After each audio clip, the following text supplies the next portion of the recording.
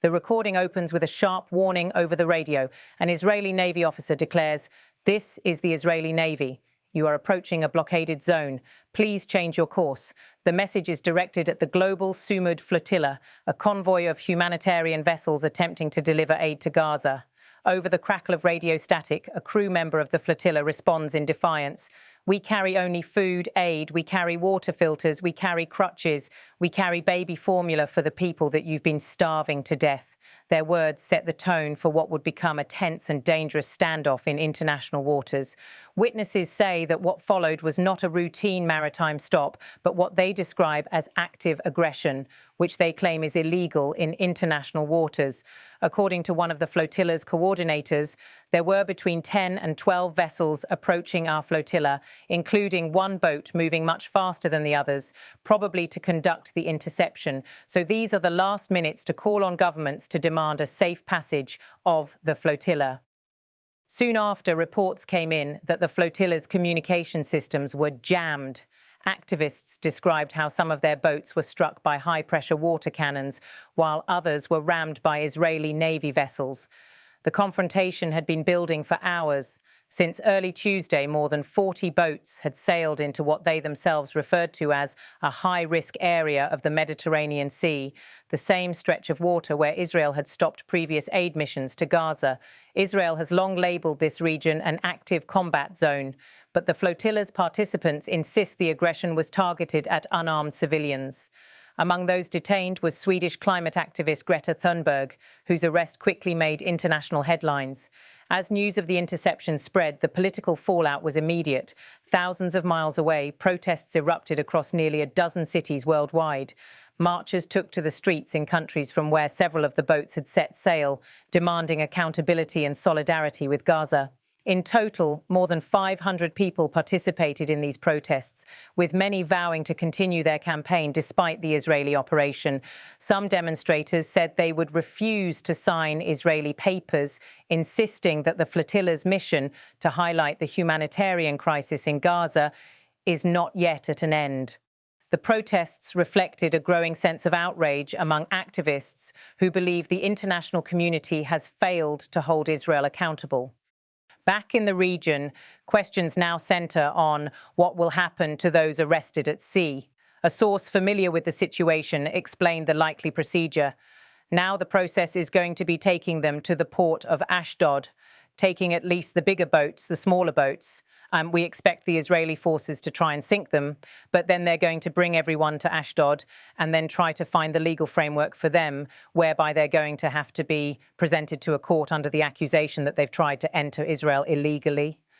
Although they weren't trying to enter Israel, it was emphasized that the activists were intercepted in international waters and were aiming to deliver aid to Gaza's port before returning, not to enter Israeli territory. Observers questioned Israel's claims that the flotilla could have delivered its cargo if it had complied with orders to dock in Ashdod, where the aid would be offloaded and transferred to Gaza through official channels. A regional analyst responded skeptically, "The main reason we have a flotilla is because we have an Israeli blockade that has been ongoing in Gaza for more than 18 years. And since the war started, we've been seeing how much restriction Israel has imposed on Palestinians. We're talking about dozens of trucks, if that, compared to more than 500 trucks that used to enter Gaza per day. When we talk about these small numbers that are entering and there's a vast need, this is what triggered these activists to come from more than 40 countries to try and bring aid to a much-needed place." The flotilla's cargo was described as largely symbolic humanitarian aid, including baby formula and essential supplies.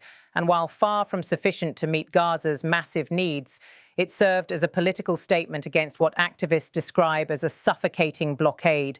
Among the most outspoken voices in the flotilla is Kwa Adaf, an activist currently sailing toward Gaza.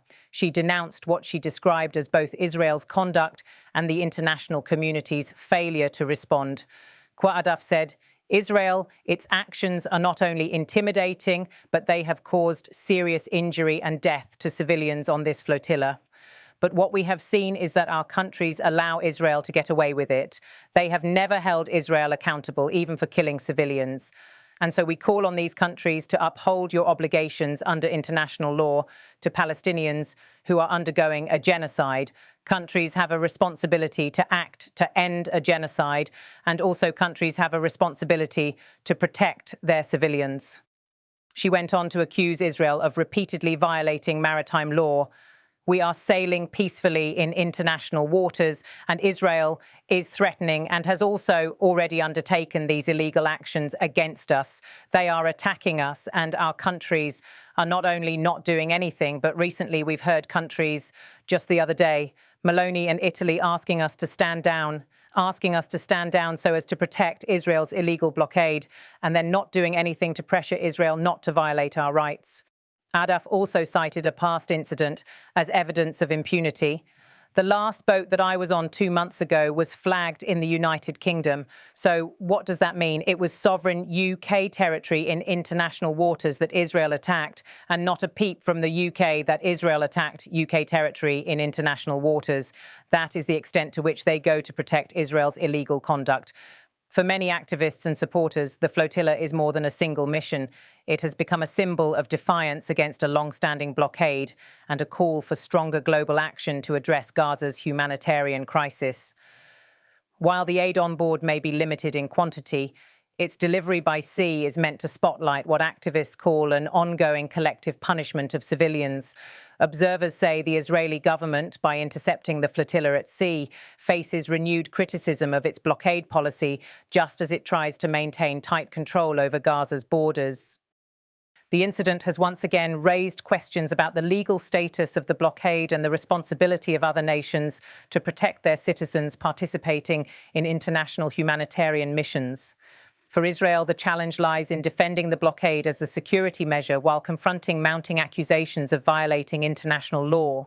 For flotilla participants and their supporters, the events underscore a persistent sense of injustice and neglect by world powers. As protests continue across several capitals and diplomatic responses remain muted, the fate of the flotilla's detained activists, including Greta Thunberg, will likely test the international community's willingness to engage with both the humanitarian and political dimensions of the crisis. As the story unfolds, the voices from the flotilla, the protests in distant capitals, and the ongoing humanitarian crisis in Gaza converge into a moment of heightened global attention. For many watching this drama at sea, the standoff is not merely about one convoy of aid ships, but about the broader struggle over law, accountability, and the human cost of blockade and war.